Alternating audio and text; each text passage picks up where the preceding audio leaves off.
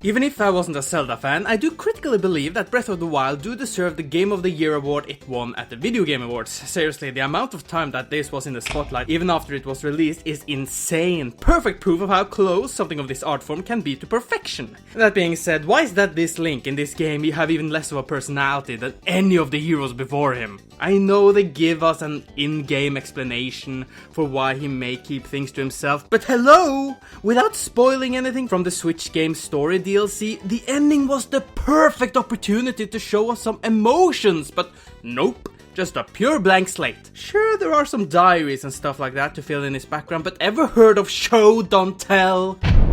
People like to say that Link is supposed to be this character that we, the player, can fill the shoes of, but every single 3D Zelda game before has given us these expressive people.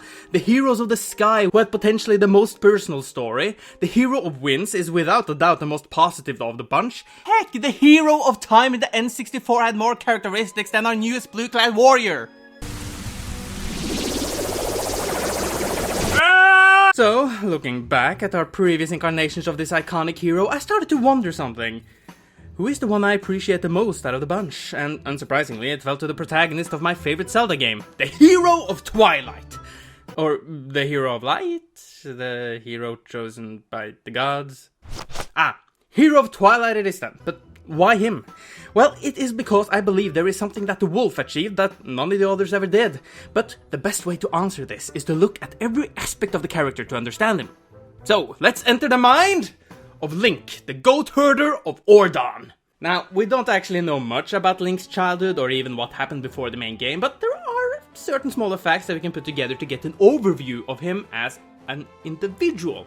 Yes, the manga indeed create a backstory for our Wrangler, but as the adaptation changes some major stuff and the fact that it isn't even finished yet, I've decided to not use anything from the comic, as I view it as another interpretation of the story. So, what do we know about this guy? Well, we do know that he did indeed grow up in the village, as Ilya is mentioned to be his childhood friend, and that Russell, the village swordsman, views our Hylian as a little brother. Knowing this, we can understand that even if Link lives at the outskirts of the town alone, he is not considered an outsider. The villagers hold him in high regard, and he constantly spends times with the children, when he is not working on the farm.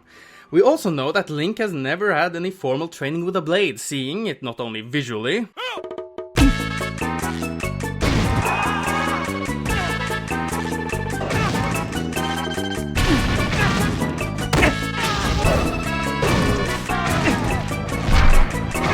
but also mentioned story-wise, making him the most ass-kicked hero in the franchise. We can see that the wooden sword was not new to our hero, as Russell simply honed it for the boy, and that right outside of Link's house, he has a training dummy. He's not completely talentless, as the village's swordsman states that he does indeed have some knack for using a blade, but with proper training, he could become a beast. He also smiles when tending to animals, and he loves fishing.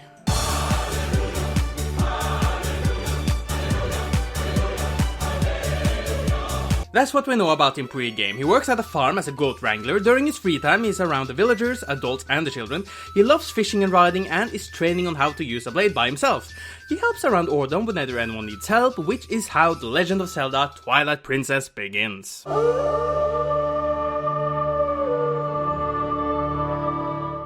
I love that intro. And in this introduction, Russell asks our hero if he's willing to go to Hyrule Castle with a sword to the royal family, which he seems to agree on, as he always seemed to want to help, which is pretty much the entirety of the beginning of this game.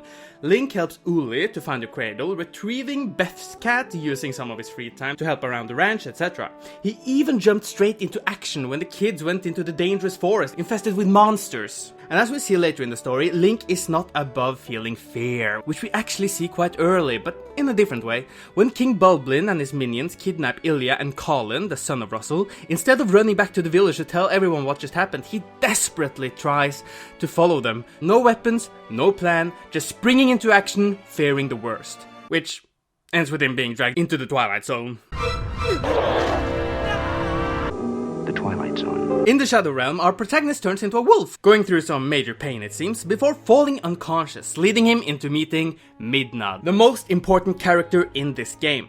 The only thing to really take away from this meeting is that Link does not trust his imp, and even goes in to hurt her when he lashes out in rage as she keeps pushing his buttons, showing us that the wolf is simply untrusting, instantly on guard when seeing something or someone unknown. can't say for certain if Link felt some sort of calling when Princess Zelda tells him of the threat of Sant, the Shadow King, but we can see that he instantly reacts to Midna's proposition of working together, as that may help him save his 2 missing friends. Again, pressing his buttons, pushing him into a desperate situation where she can use him as nothing more than a slave.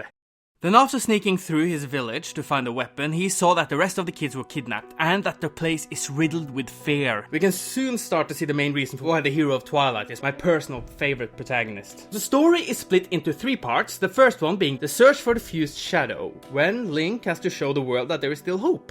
The second segment, reclaiming the Mirror of Twilight, where unity is the focus, whether it be between people or our heroes. And finally, the third segment, hope versus fear. Starting to see the overarching theme. When bringing the light back to the Faron province, smiling as he gets his garb of the old hero, potentially happy that Light Spirit says that only Link can save the world, meaning that he can also save his friends, he returns to his village yet again to make sure that everybody knows that he is safe and on his way to save the kidnapped children. Everyone is completely distraught. Some of them are even already losing hope, bolstering the now named hero chosen by the gods to do everything in his power to find them.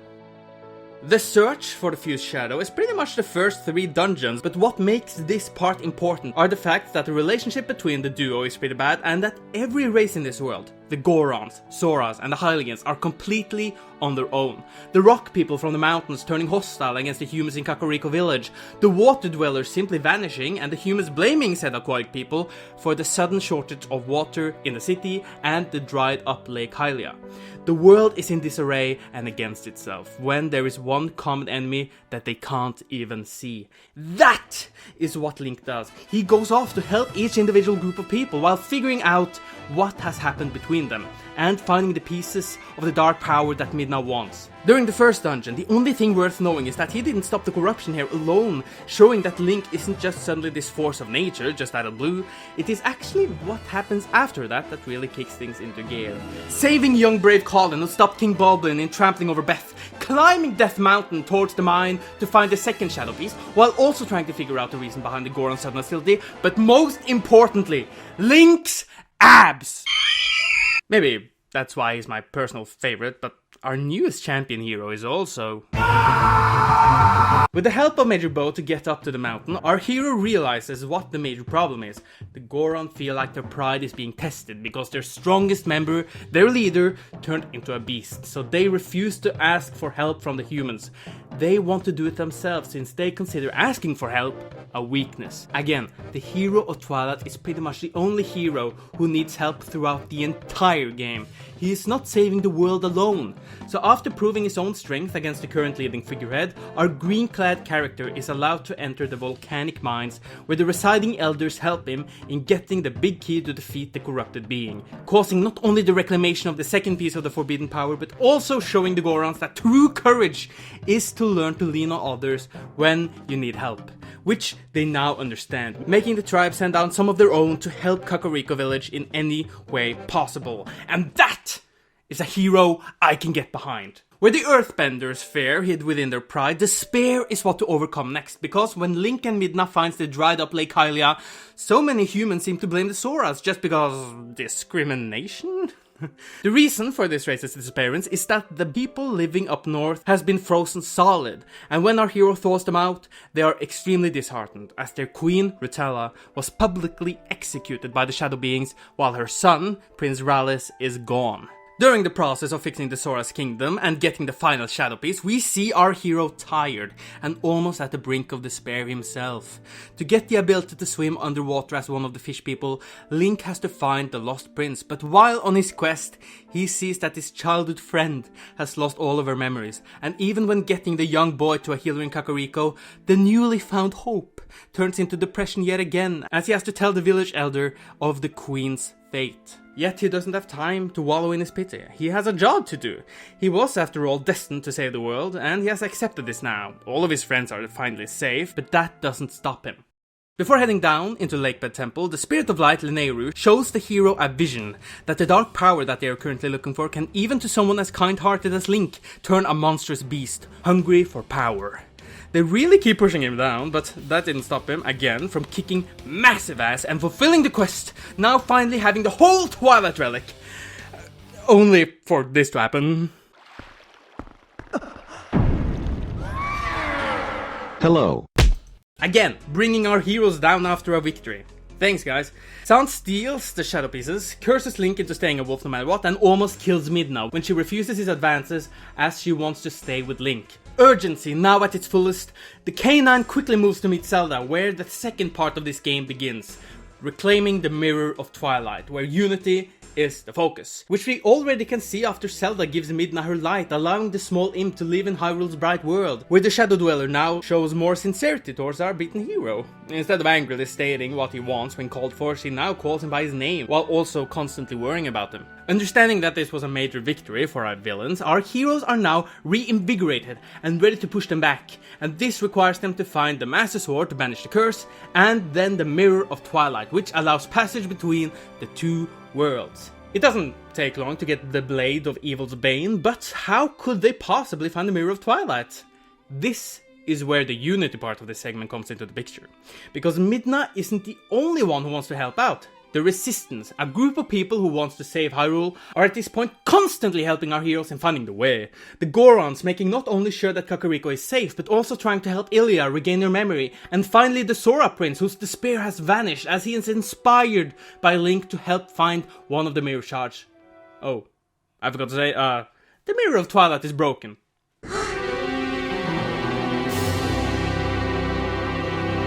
Are you kidding me again? Why do you have to make this so much harder for them? Why don't you just break Link's heart while you're at it?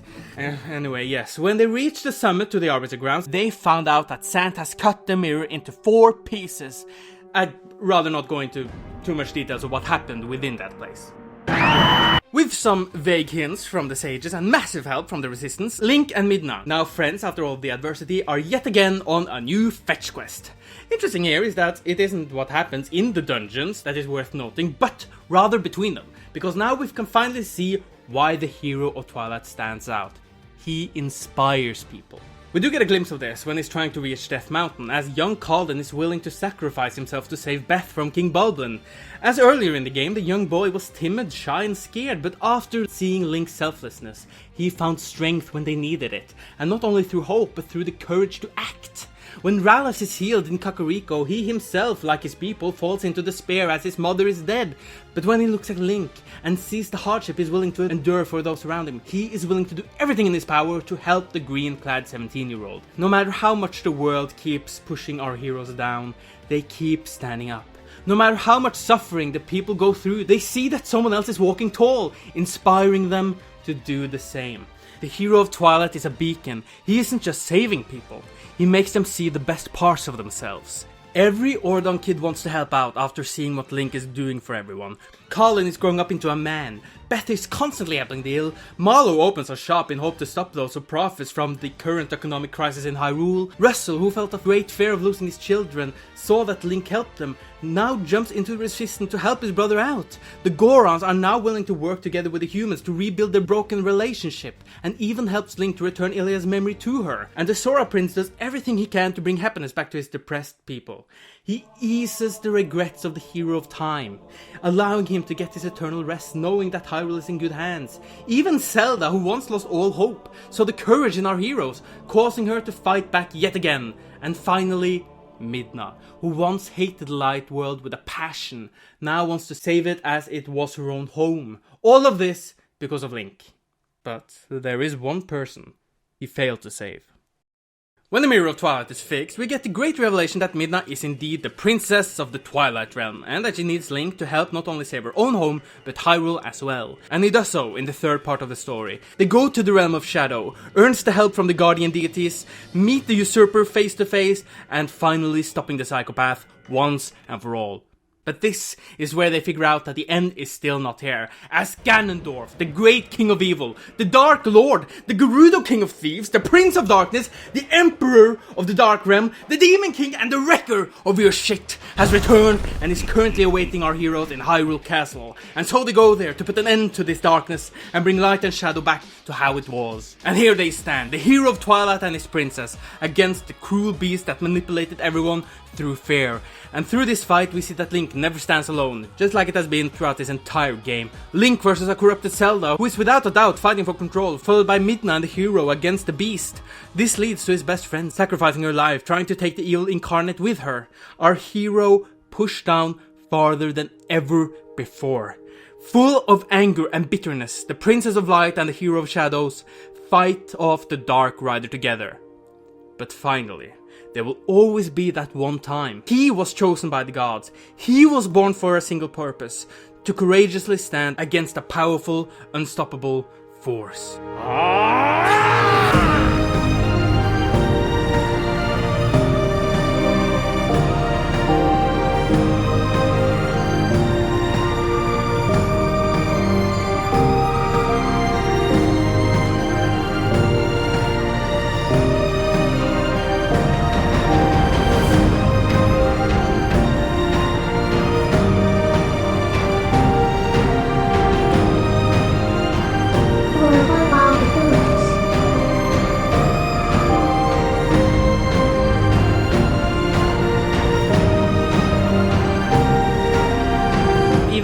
Even if alone in the arena, he gets help. Before the mighty Gerudo can slam his holy blade down, our hero's blade shines the same light it did in the Twilight Realm, the light of the guardian deities of the Shadow World. And with their strength and his own, he can finally bring the Blades of Evil's Bane down on his opponent, ridding Ganondorf off this world. Yet, as it was clockwork, when everything seems bittersweet,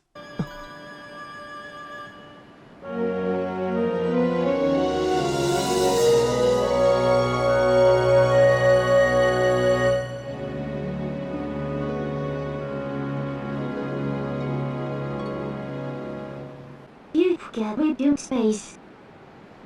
Hot for report. with the light and shadow worlds returned to their respected rulers, and the people are joyful again, we can finally have our happy ending. But I did mention earlier that there was someone Link couldn't save, and that person is his best friend, Midna.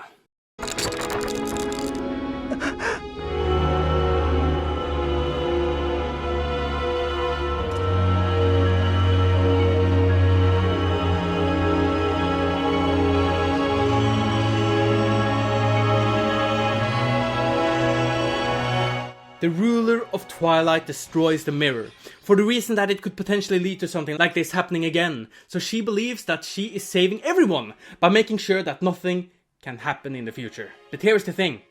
She acted on her fear. Throughout this entire journey, we see Goron stand alone, Sora's unwilling to help, and humans almost pushing these races away. This caused the world to stay miserable, making it easy for the tyrants to control the worlds. But the second they stood together, finding hope in the trust that they had, no problem was too difficult to overcome. But Midna's fear was too much for her, segregating her entire people and making sure that she will never see her wolf again. Link is a regular farmhand from Ordon, pushed into a position that he never asked for, caring only for saving his friends, while holding no love for Midna. But as time went by, he changed and realized that he indeed was the only person who could save everyone. Not by standing alone, but by standing by the people's sides, helping them however he could, trying to be a bridge over troubled waters for those who needs it, inspiring them to be better. And while he couldn't save the person he cared for the most, well, as we've seen throughout this entire adventure, no matter how many times the world pushed him down, even with the feeling of sadness as the dusk fell, he kept standing up, to find hope as the dawn rose. And that is the mind of the Hero of Twilight.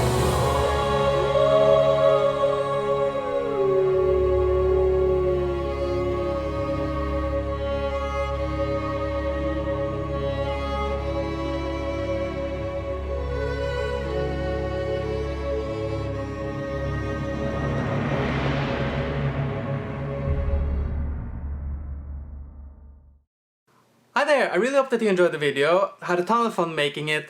Fantastic. I think this one went pretty well. I love Twilight Princess, so you know, that's how it is. If there's anything that you really liked about this video or even disliked, please write it down below. I really need criticism of any kind to improve my work. If you want more videos like these, of characters, subscribe, you know. I'm gonna try to make them more regularly. I will also give a huge shout out to a YouTuber called Mayor Link. Link in the description. He's the guy who created the awesome fight between Ganondorf and Link, and that's because on his channel, I highly recommend it, go to his channel. He has created 2 episodes or 2 videos of a completely reimagining of the final confrontation, and thank you to him for allowing me to use a part of that clip. But again, there's so much more to it. Please watch it. It is amazing. If you like this video, subscribe, like, whatever. Give me some critical feedback. Just give me any comments. Everything helps. It just boosts me into jump straight back into making videos, and I'll continue making stuff. Bye.